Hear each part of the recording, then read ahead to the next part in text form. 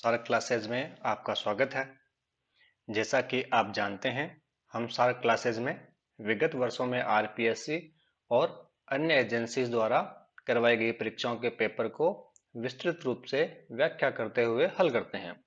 इसी कड़ी में आज हम डेप्यूटी कमांडेंट स्क्रीनिंग टेस्ट 2020 जिसका एग्जाम 23 अगस्त 2020 को करवाया गया था के पेपर को इसकी ऑफिशियल आंसर की के साथ हल कर रहे हैं। इससे पहले हम विभिन्न परीक्षाओं के 7 पेपर हल कर चुके हैं, जिसे आप चैनल की प्लेलिस्ट में जाकर देख सकते हैं या फिर इसी वीडियो के डिस्क्रिप्शन में लिंक दिया गया है। आज डेप्यूटी कमांडेंट स्क्रीनिंग टेस्ट 2020 के पेपर का तीसरा पार्ट हल करेंगे और मैं प्रयास करूंगा कि जितना हो सके डिटेल में बताऊं। तो चलिए शुरू करते हैं आज का वीडियो। क्वेश्चन नंबर 51, भारत के संविधान में वैज्ञानिक दृष्टिकोण का विकास अंग है। इसका सही आंसर है ऑप्शन नंबर 3। नागरिकों के मूल कर्तव्यों का जो पार्ट है संविधान में, वो वैज्ञानिक दृष्टिकोण का विकास का अंग है। क्वेश्चन नंबर 52, भारत के राष्ट्रपति मंत्रिपरिषद की सलाह को पुनर्विचार हेतु कितनी बार कह सकते हैं?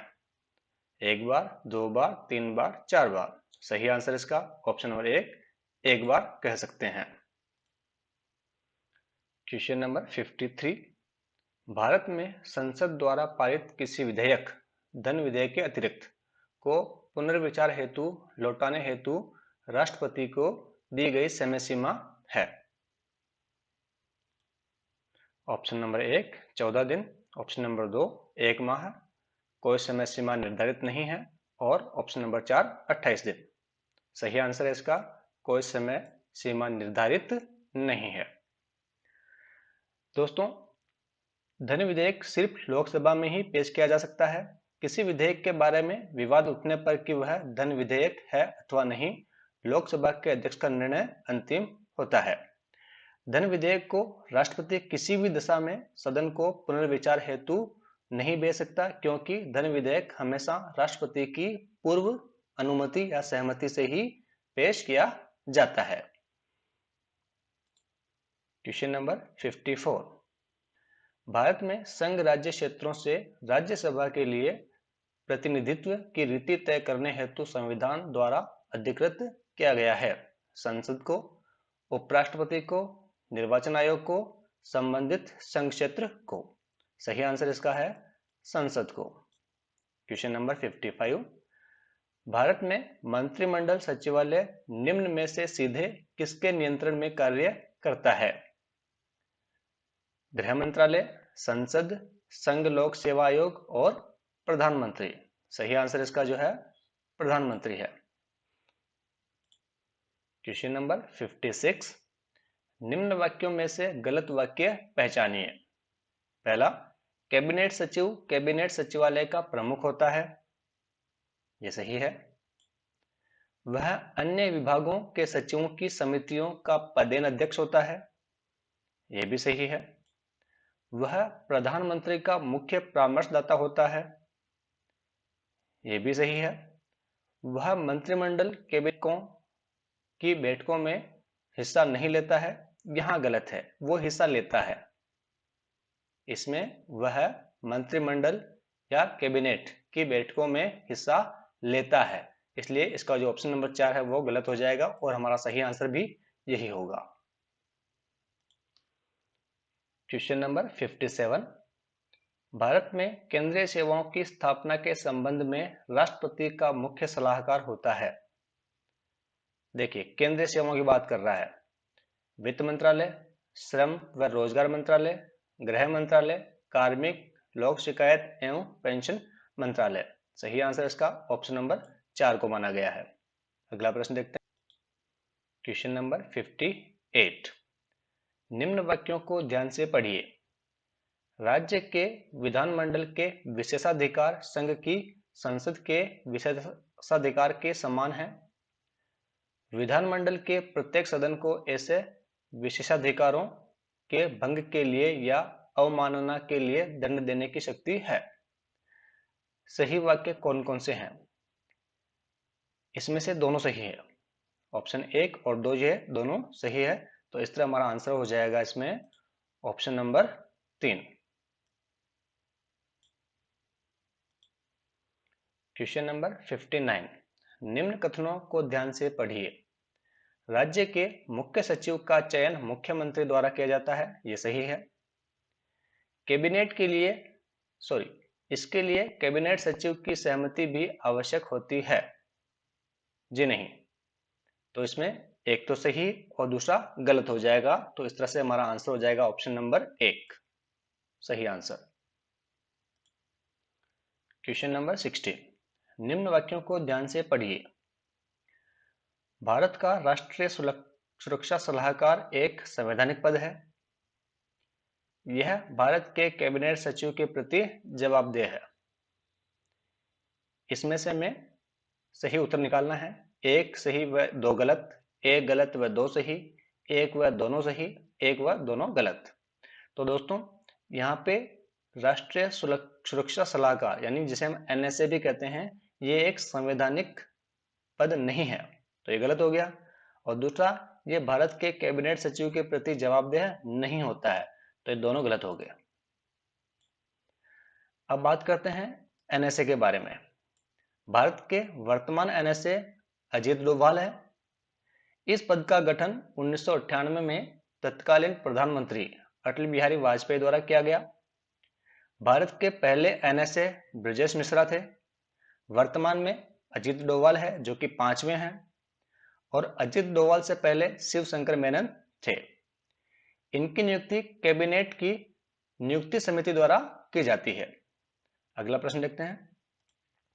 क्वेश्चन नंबर 61, भारत के संविधान के अनुच्छेद 16(2) में किस शब्द का उल्लेख नहीं है? जन्मस्थान, धर्म, उद्भव और योग्यता। आरपीएससी ने सही आंसर ऑप्शन नंबर 4 को माना है, योग्यता को। क्वेश्चन नंबर 62, भारत के संविधान के नीति निर्देशक तत्वों संबंधी निम्नांकित में से किस या किन अनुच्छेद या अनुच्छेदों में शिक्षा शब्द का उल्लेख है? अनुच्छेद 41, 45 और 46। सही आंसर आरपीएससी ने माना है इसका बी और सी को, यानी अनुच्छेद 45 और 46 में शिक्षा शब्द का उल्लेख है। अनुच्छेद 41 के बारे में देखें तो ये कुछ दशाओं में काम, शिक्षा और लोक सहायता पाने के अधिकार से संबंधित है। क्वेश्चन नंबर 63, भारत के संविधान के अनुच्छेद 51 क में सही शब्दों का सही अनुक्रम क्या है? आरपीएससी ने इसका सही आंसर जो है ऑप्शन नंबर 3 को माना है, जिसमें नंबर 1 पे आदर्शों को लिया गया है, नंबर 2 पे संस्थाओं को, नंबर 3 पे राष्ट्रध्वज को और नंबर 4 पे राष्ट्रगान को। अगला प्रश्न देखते हैं। क्वेश्चन नंबर 64, भारत के संविधान के किस अनुच्छेद में राष्ट्रपति की क्षमा प्रदान करने की शक्ति का उल्लेख है?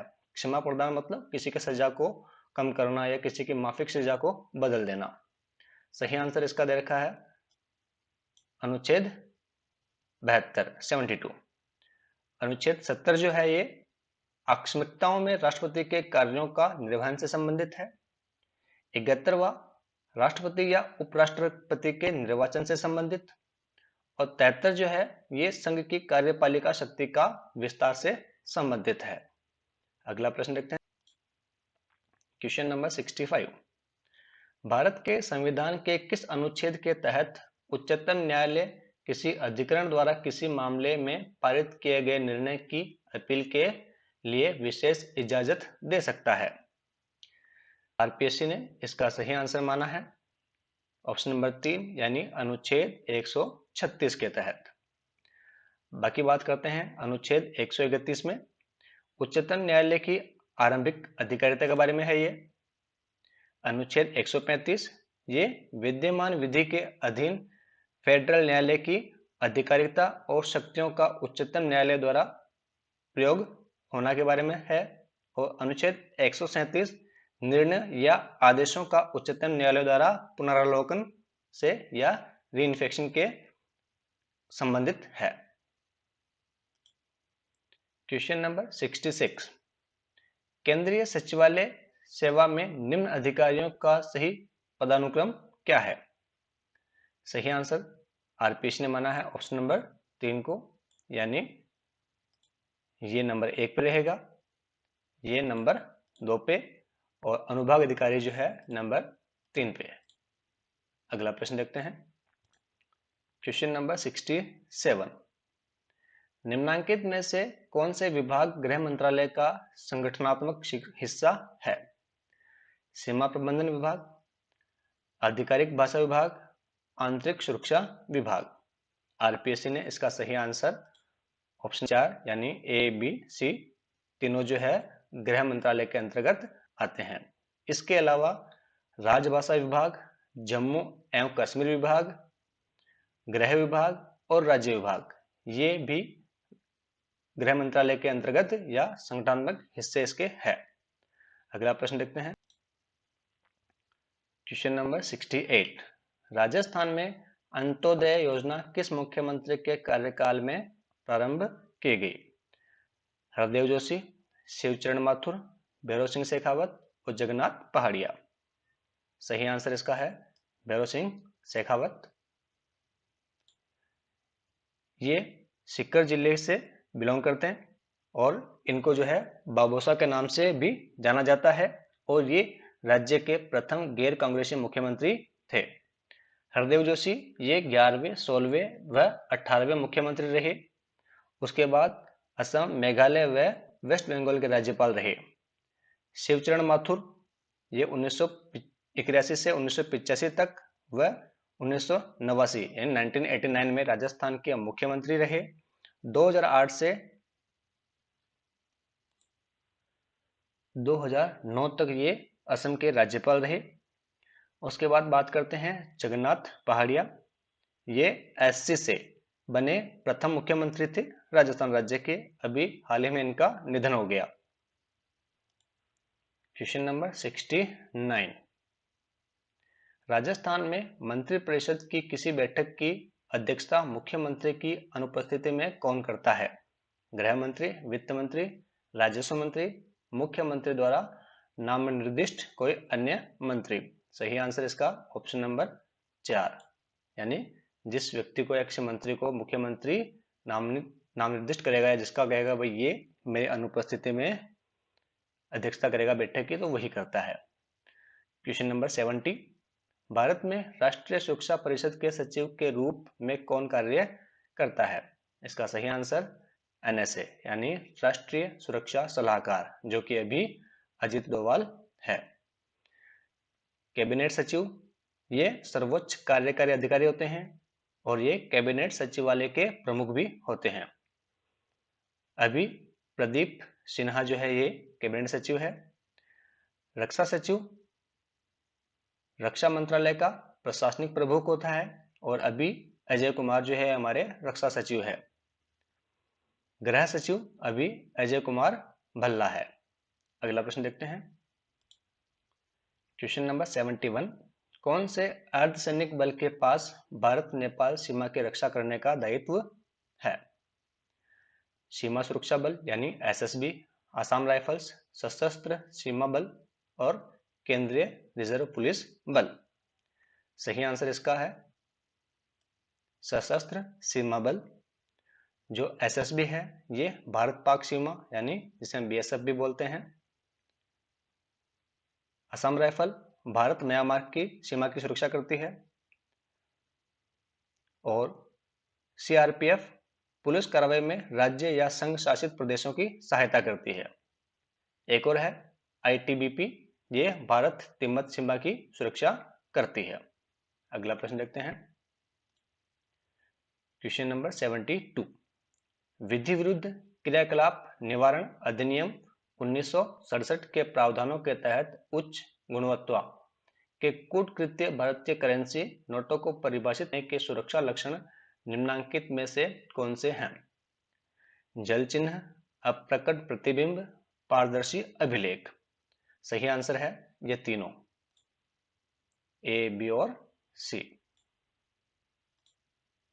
क्वेश्चन नंबर 73, राष्ट्रीय सुरक्षा अधिनियम 1980 के तहत गठित सलाहकार बोर्ड में कितने सदस्य होते हैं? 2, 3, 4, 5। सही आंसर है 3 सदस्य।